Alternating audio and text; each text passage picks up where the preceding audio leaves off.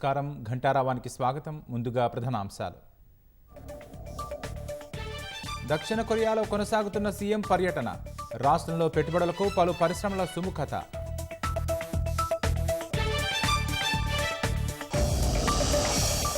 Rachakonda commissionerate పరిధిలో drugs ముఠా గుట్టు రట్టు.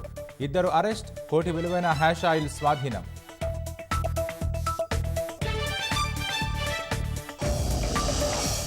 బీహార్లో తొక్కిసలాట ఘటనపై ప్రభుత్వం దిగ్భ్రాంతి. మృతుల కుటుంబాలకు 4 లక్షలు పరిహారం ప్రకటించిన సీఎం.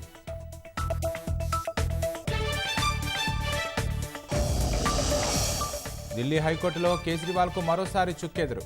సిబిఐ అరెస్టును సవాలు చేస్తూ వేసిన పిటిషన్ను కొట్టివేత.